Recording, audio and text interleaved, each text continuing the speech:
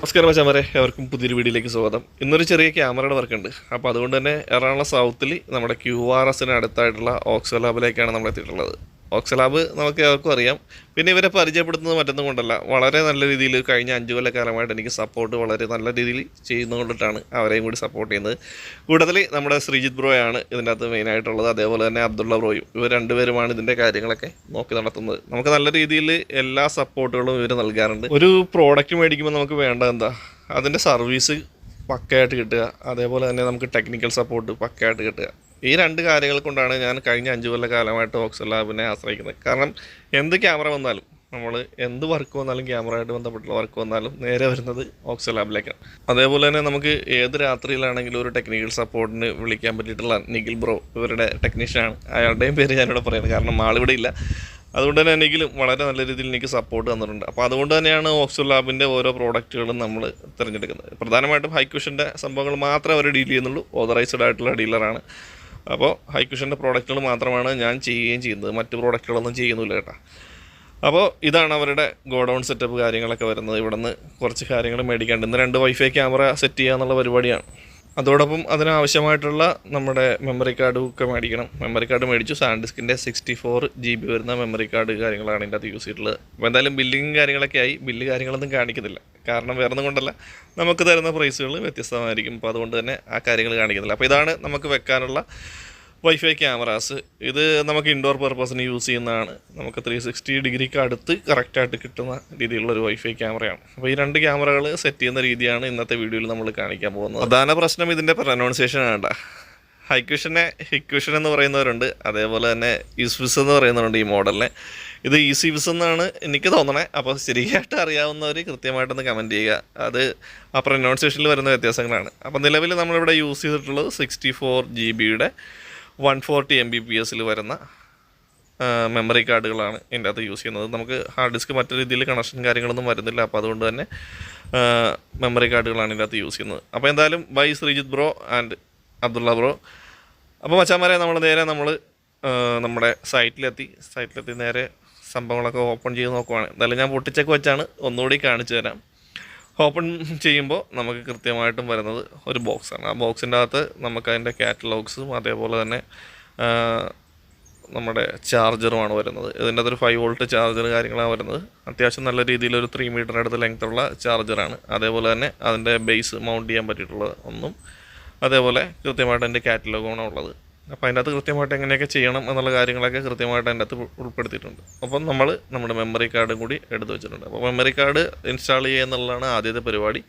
അത് സെറ്റ് ചെയ്തതിന് ശേഷം വേണം ബാക്കി പരിപാടികളൊക്കെ നടത്താൻ. അപ്പോൾ നമ്മുടെ ക്യാമറ എന്താ പുറത്തേക്ക് എടുത്തു. ഇത് അത്യാവശ്യം നല്ല രീതിയിൽ പാക്കൊക്കെ ചെയ്താണ് കേട്ടോ വന്നത്. ഞാൻ പൊട്ടിച്ചത് കാരണം നേരത്തെ പൊട്ടിച്ചുകൊണ്ടാണ് അങ്ങനെ ഇരിക്കണേ, അല്ലാണ്ട് വേറെ പ്രശ്നമൊന്നുമില്ല. കറക്റ്റായിട്ട് പാക്ക് ചെയ്തൊക്കെ തന്നെയാണ് അവർ വരിക. അപ്പോൾ നമ്മുടെ മെമ്മറി കാർഡ് ഓപ്പൺ ചെയ്ത് അതിൻ്റെ അകത്തേക്ക് ഇടാനുള്ള പരിപാടിയാണ്. അത്യാവശ്യം 64 GB മെമ്മറി കാർഡൊക്കെ നമ്മളതിൻ്റെ അകത്ത് യൂസ് ചെയ്ത് കഴിഞ്ഞാൽ നമുക്ക് കിട്ടുക ഏകദേശം ഒരു 15 ദിവസത്തിന് മേളിൽ നല്ല രീതിയിലുള്ളൊരു ബാക്കപ്പ് അതിനകത്ത് എടുക്കാനായിട്ട് സാധിക്കും. ഓക്കെ, അപ്പോൾ നമുക്ക് എങ്ങനെയാണ് മെമ്മറി കാർഡ് ഇടാൻ പറ്റുക എന്നുള്ള സംഭവം നോക്കാം. പെട്ടെന്ന് നോക്കിയാൽ കാണാൻ പറ്റുന്നില്ല. ഈ ക്യാമറ അതിങ്ങനെ പതുക്കെ സ്ലൈഡ് ചെയ്ത് മേളിലേക്ക് ആയി കഴിഞ്ഞാൽ ഇവിടെ റീസെറ്റ് ബട്ടണും അതേപോലെ തന്നെ മെമ്മറി കാർഡ് ഇടാനുള്ള ഓപ്ഷൻ നമുക്ക് കാണാം. ആ മെമ്മറി കാർഡ് ഇടാൻ പറ്റിയ സ്പേസിലേക്ക് കറക്റ്റായിട്ട് മെമ്മറി കാർഡ് വെച്ച് പ്രസ് ചെയ്ത് കഴിഞ്ഞാൽ നമ്മുടെ ഫോണിലൊക്കെ ലോക്കാവുന്നത് പോലെ തന്നെ അത് ലോക്കാവും. അപ്പോൾ ഇതാണ് നമ്മുടെ ക്യാമറ വരുന്നത്. അതിലേക്ക് നമുക്ക് നമ്മുടെ 5 വോൾട്ടിൻ്റെ ചാർജർ പോയിൻ്റ് കൂടി കണക്ട് ചെയ്ത് കൊടുക്കാം. 5 വോൾട്ട് കണക്ട് ചെയ്താലാണ് ഇത് വർക്ക് ചെയ്യുക. ഇൻബിൽട്ട് നമുക്ക് ബാറ്ററിയും കാര്യങ്ങളൊന്നും ഇതിൻ്റെ അകത്ത് വരുന്നില്ല. ഓക്കെ, അപ്പോൾ നമ്മുടെ ക്യാമറ ഏകദേശം സെറ്റായി. നമുക്കിനി ഇതൊന്ന് പവർ ഓൺ ചെയ്ത് എന്തൊക്കെ സംഭവങ്ങളാണ് ഇതിൻ്റെ അകത്ത് സംഭവിക്കുക, എങ്ങനെ നമുക്കിതിൻ്റെ സെറ്റിങ്സ് പരിപാടികളൊക്കെ നടത്താൻ നോക്കാം. ഓണായി കഴിഞ്ഞാൽ ഇതേപോലെ ഒരു ഇൻഡിക്കേഷൻ വരും. എന്നിട്ട് മച്ചാൻ പതുക്കെ ഇരുന്ന് സ്വയം തിരിയാനുള്ള പരിപാടികളൊക്കെ നടത്തും. ആദ്യം അങ്ങോട്ടും ഇങ്ങോട്ടൊക്കെ ഒന്ന് തിരിഞ്ഞ് എങ്ങനെയാണ് ഇതിൻ്റെ സെറ്റപ്പ് എന്നുള്ളതൊക്കെ ഒന്ന് നോക്കി ഒക്കെയാണ് പരിപാടികൾ സ്റ്റാർട്ട് ചെയ്യുക. ഓക്കെ, അപ്പോൾ ഇത് ഓണായി കഴിഞ്ഞാൽ അതിൻ്റെ ബാക്കി സെറ്റിങ്സ് ചെയ്യാനുള്ള അലാറംസ് കാര്യങ്ങൾ വരും. വൈഫൈ കോൺഫിഗർ ചെയ്യാനുള്ള ഡീറ്റെയിൽ കാര്യങ്ങളൊക്കെ വരും. അപ്പോൾ നമുക്ക് വൈഫൈ സെറ്റ് ചെയ്യുന്നത് എങ്ങനെയാണെന്ന് നോക്കാം. അപ്പോൾ ഇതിനകത്ത് ജസ്റ്റ് ഹിക് കണക്റ്റിൻ്റെ ആപ്ലിക്കേഷൻ നമ്മൾ ഓൺ ആക്കിയിട്ടുണ്ട്. അതിൻ്റെ ടോപ്പ് സൈഡായിട്ടൊരു പ്ലസ് ഐക്കൺ കാണാം. ആ പ്ലസ് ഐക്കണിൽ ക്ലിക്ക് ചെയ്ത് കഴിയുമ്പോൾ QR കോഡ് സ്കാനിങ് വരും. ആ QR കോഡ് സ്കാൻ ചെയ്ത് കഴിഞ്ഞാൽ നമുക്ക് ക്യാമറയുടെ പുറകിലുള്ള QR കോഡ് ഉപയോഗിച്ചോ അല്ലെങ്കിൽ ആ കാറ്റലോഗിൽ തന്നിട്ടുള്ള QR കോഡ് ഉപയോഗിച്ചോ സ്കാൻ ചെയ്ത് ക്യാമറയെ സെലക്ട് ചെയ്യാം. അപ്പോൾ നമുക്ക് വയർലെസ് കണക്ഷനാണ് വേണ്ടത്. വയർലെസ് കണക്ഷൻ സെലക്ട് ചെയ്യുക. അതേപോലെ ഒരു ടിക്ക് മാർക്ക് കൊടുത്ത് നെക്സ്റ്റ് കൊടുക്കുക. അടുത്തത് വൈഫൈ കൊടുക്കുക. വൈഫൈയിൽ നമ്മുടെ യൂസർ നെയിമും പാസ്വേഡും കൊടുത്ത് ജോയിൻ ചെയ്യുക. ഈ പ്രോസസ്സ് കംപ്ലീറ്റ് ചെയ്യാനായിട്ട് ഏകദേശം 1 മിനിറ്റിനടുത്ത് എടുക്കും കേട്ടോ. അപ്പോൾ ഈ സമയത്ത് നമുക്ക് കൃത്യമായിട്ട് നമ്മുടെ വൈഫൈ റൗട്ടർ, അതേപോലെ മൊബൈൽ ഫോൺ, ക്യാമറാസ് ഇതെല്ലാം സിംഗിളായിട്ടുള്ള ഒരു നെറ്റ്വർക്കിന് കീഴിലായിരിക്കണം. അതായത് ഒറ്റ വൈഫൈ കണക്ഷൻ്റെ സെറ്റപ്പിലായിരിക്കണം. അപ്പോൾ എത്രയും വേഗം തന്നെ ഇത് കണക്റ്റ് ആവും. ഏകദേശം 1 മിനിറ്റിനടുത്ത് ഈ സമയം എടുക്കും. കുറച്ച് സമയം നമ്മൾ വെയിറ്റ് ചെയ്യണം. അതേപോലെ തന്നെ ഓരോ പ്രോസസ്സ് നടക്കുമ്പോഴും കൃത്യമായിട്ട് വൈഫൈ കണക്റ്റഡായി.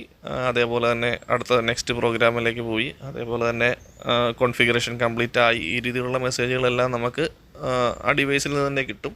പിന്നെ പ്രത്യേകിച്ചും ഈ ഒരു ഡിവൈസ് എന്ന് വെച്ചാൽ ഒരു 2-വേ കമ്മ്യൂണിക്കേഷനുള്ളതാണ്. നമുക്ക് മൊബൈലിൽ നിന്ന് വേണമെങ്കിൽ ഈ ക്യാമറ ഇരിക്കുന്ന സ്പേസിലേക്ക് സംസാരിക്കാൻ പറ്റും. അവിടെ ഇരിക്കുന്ന ആളുടെ വോയിസ് നമുക്ക് കേൾക്കാനായിട്ട് സാധിക്കും. അവിടെ നിന്ന് പറയുന്ന ആളുടെ വോയിസ് നമുക്ക് കേൾക്കാം. അതേപോലെ തന്നെ നമുക്ക് ഒരു ഫോൺ വിളിക്കുന്ന രീതിയിൽ അങ്ങോട്ടേക്ക് സംസാരിക്കാനും സാധിക്കും. അപ്പോൾ ഏകദേശം നമ്മുടെ കമ്മ്യൂണിക്കേഷൻ സെറ്റപ്പുകൾ കാര്യങ്ങൾ കംപ്ലീറ്റ് ആയിട്ടുണ്ട്. നെക്സ്റ്റ് എടുക്കുക, ഫിനിഷ് സെറ്റപ്പ് ചെയ്യുക. ഓക്കെ, ഇത്രയും പരിപാടികൾ ചെയ്ത് കഴിഞ്ഞാൽ നമ്മുടെ ടോപ്പ് സൈഡിലായിട്ട് നമുക്ക് ക്യാമറ വന്നിട്ടുള്ളത് കാണാൻ പറ്റും. എനിക്ക് ക്യാമറയുടെ ഭാഗത്ത് മുകളിൽ ടച്ച് ചെയ്ത് കൊടുത്തു കഴിഞ്ഞാൽ ആ ക്യാമറയുടെ പൊസിഷൻസ് കാര്യങ്ങൾ നമുക്ക് അറിയാൻ പറ്റും. ഇനി നമുക്കതിനെ റൊട്ടേറ്റ് ചെയ്ത് നമുക്ക് വേണ്ട പൊസിഷനിലേക്ക് അഡ്ജസ്റ്റ് ചെയ്യാനായിട്ട് പറ്റും. ഇതിപ്പോൾ ഞാനിവിടെ അഡ്ജസ്റ്റ് ചെയ്യുമ്പോൾ ആ ക്യാമറയുടെ മൂവ്മെൻറ്റ് അപ്പ് ആൻഡ് ഡൗൺ വരുന്നത് നമുക്ക് കാണാൻ പറ്റും. കണ്ടോ, അപ്പിലേക്കും ഡൗണിലേക്കും ഒക്കെ നമുക്ക് മൊബൈൽ ഫോണിൽ നിന്ന് തന്നെ കൺട്രോൾ ചെയ്യാൻ പറ്റും. അതേപോലെ തന്നെ ലെഫ്റ്റ് റൈറ്റ് പാൻ ചെയ്യാനായിട്ട് സാധിക്കും. അതിൻ്റെ ഇടയ്ക്ക് ഒരു ബ്രോ അത് തട്ടി മൊത്തം കൊളാക്കി. ഇനി രണ്ടാമത് സെറ്റ് ചെയ്യണം. സെറ്റിങ്സ് വീണ്ടും ചെയ്യേണ്ട കാര്യമൊന്നുമില്ല. ഒന്ന് പവർ ഡിസ്കണക്ട് ചെയ്താണ്. അത് ഓട്ടോമാറ്റിക്കായിട്ട് റീസെറ്റ് ചെയ്യാനായിട്ട് ടൈം എടുക്കും. പവർ കണക്ട് ആയി കഴിഞ്ഞാൽ വീണ്ടും ഇതേപോലെ മച്ചാനം നനങ്ങിയിട്ടൊക്കെ തിരിച്ച് അതേ പൊസിഷനിൽ വന്നിരിക്കും. അപ്പോൾ എന്തായാലും നമുക്കത് ആ മൂവ്മെൻറ്റ്സ് കാര്യങ്ങളൊന്നും നോക്കാം. ഒന്ന് ടച്ച് ചെയ്ത് കഴിഞ്ഞാൽ അത് കണക്ഷനായിട്ടുള്ള ലൈവ് കാര്യങ്ങൾ നമുക്കവിടെ ഇൻഡിക്കേഷൻ കാണിക്കും. ഇനി നമുക്ക് ആ മൂവ്മെൻറ്റ്സ് നമുക്ക് വേണ്ട രീതിയിൽ ഒന്ന് എങ്ങോട്ടൊക്കെയാണ് തിരിയേണ്ടതെന്നുള്ളത് ആ രീതിയിൽ കണക്ട് ചെയ്ത് കഴിഞ്ഞാൽ നമുക്ക് കൃത്യമായിട്ട് അതിൻ്റെ റൊട്ടേഷൻ കാര്യങ്ങളൊക്കെ അഡ്ജസ്റ്റ് ചെയ്ത് വേണ്ട രീതിയിലേക്ക് സെറ്റ് ചെയ്യാനായിട്ട് സാധിക്കും. ഇത് അതേപോലെ തന്നെ ഓട്ടോ ഫോക്കസ് ചെയ്ത് കൃത്യമായിട്ട് ഒരു ഒബ്ജക്റ്റിനെ ട്രാക്ക് ചെയ്യുന്ന രീതിയിലൊക്കെ നമുക്ക് സെറ്റ് ചെയ്യാനായിട്ട് പറ്റും കേട്ടോ. അപ്പോൾ നമ്മുടെ ആവശ്യം എന്താണ് ആ രീതിയിൽ വേണം നമുക്ക് സെറ്റ് ചെയ്യാൻ. ഇതിപ്പോൾ ടേബിൾ ടോപ്പായിട്ടാണ് വെച്ചിട്ടുള്ളത്. നമുക്ക് സീലിംഗ് മോഡായിട്ട് വെക്കുമ്പോൾ അതിൻ്റെ ഇമേജ് തലകുത്തിയായിരിക്കും വരിക. അത് തിരിച്ച് ഇടുന്ന രീതിയിലൊക്കെ നമുക്ക് ഏത് രീതിയിൽ വേണമെങ്കിലും സെറ്റ് ചെയ്യാനായിട്ട് പറ്റും കേട്ടോ. മേളിൽ വെക്കാം, വേണമെന്നുണ്ടെങ്കിൽ താഴത്തും വെക്കാം, ടേബിൾ ടോപ്പായിട്ടും വെക്കാം. അപ്പോൾ എന്തായാലും നമ്മുടെ സെറ്റിങ്സ് പരിപാടി കംപ്ലീറ്റ് ആയിട്ടുണ്ട്. പക്ഷേ ഇതിൻ്റെ അകത്തൊരു ഭാഗം നിങ്ങൾക്ക് കൃത്യമായിട്ട് മനസ്സിലായി കാണില്ല, ആ സെറ്റിങ്സിൻ്റെത്. അപ്പോൾ സെറ്റിങ്സ് പ്രോപ്പറായിട്ടുള്ള ഒരു ഭാഗം കൂടി ഈ വീഡിയോയുടെ അവസാനം ഞാൻ ഉൾപ്പെടുത്താം കേട്ടോ. ഓക്കെ, ഇത് നമുക്ക് പോർട്രേറ്റ് മോഡിൽ നമുക്ക് യൂസ് ചെയ്യാനായിട്ട് സാധിക്കും. അതേപോലെ തന്നെ ഈ റെഡ് ബട്ടൺ നമുക്ക് അങ്ങോട്ടും ഇങ്ങോട്ടും അഡ്ജസ്റ്റ് ചെയ്ത് കഴിഞ്ഞാൽ ക്യാമറയുടെ പൊസിഷൻസിനെ മാറ്റാനായിട്ടും സാധിക്കും. അപ്പോൾ മച്ചാന്മാരെ, വേഗത്തിൽ കാര്യങ്ങൾ അറിഞ്ഞു പോകാനുള്ള കുറച്ച് സുഹൃത്തുക്കളുണ്ട്. അപ്പോൾ അവർക്ക് വേണ്ടിയിട്ടാണ് വീഡിയോ ഇത്തിരി സ്പീഡിലാക്കി വിട്ടത്. അപ്പോൾ എന്തായാലും നമുക്ക് അൺബോക്സിങ് മുതൽ കൃത്യമായിട്ട് ബാക്കി കാര്യങ്ങളോട് പറഞ്ഞു പോകാം. ചെറിയ ചില കാര്യങ്ങൾ പറയാനുണ്ട് കേട്ടോ, അതുകൊണ്ട് തന്നെയാണ്. അപ്പോൾ അൺബോക്സ് ചെയ്യുമ്പോൾ എന്തൊക്കെയാണുള്ളതെന്ന് നമുക്ക് നോക്കാം. നമുക്ക് അൺബോക്സ് ചെയ്ത് കഴിയുമ്പോൾ അതിൻ്റെ അകത്ത് ആദ്യമായിട്ട് വരുന്നത് ഒരു കാറ്റലോഗാണ്. ഈ കാറ്റലോഗ് നമ്മൾ കളയാൻ പാടില്ല. ഇത് കൃത്യമായിട്ട് നമ്മൾ സൂക്ഷിച്ച് വെക്കണം. ക്യാമറയുടെ പുറകിലും അതേപോലെ തന്നെ ഈ കാറ്റലോഗിൻ്റെ ഫ്രണ്ടിലുമുള്ള QR കോഡുകൾ സെയിം തന്നെയാണ്. അപ്പോൾ ഈ QR കോഡ് വെച്ച് വേണം നമുക്ക് പ്രോഗ്രാം ചെയ്യാനായിട്ടും. ഇപ്പോൾ ക്യാമറയുടെ പുറകിൽ നിന്നൊക്കെ ചിലപ്പോൾ സ്റ്റിക്കർ കാര്യങ്ങളൊക്കെ പോകാം. എന്നിരുന്നാലും ഈ കാറ്റലോഗ് കയ്യിലുണ്ടെങ്കിൽ നമുക്ക് പ്രോഗ്രാം ചെയ്യാനായിട്ട് ഈസി ആയിരിക്കും. അപ്പോൾ അതുകൊണ്ടിട്ടാണ് ഞാൻ ആദ്യത്തെ വീഡിയോയിൽ കൃത്യമായിട്ട് കാറ്റലോഗ് വെച്ചിട്ട് പ്രോഗ്രാം ചെയ്യുന്ന രീതിയിൽ കാണിച്ചത്. ഇനി നമുക്ക് ക്യാമറയുടെ ബാഗിൽ നിന്ന് എങ്ങനെ പ്രോഗ്രാം ചെയ്യാന്നുള്ള രീതിയിൽ കാണിക്കാം. അപ്പോൾ എന്തായാലും നമുക്കിത് അൺബോക്സ് ചെയ്യാം.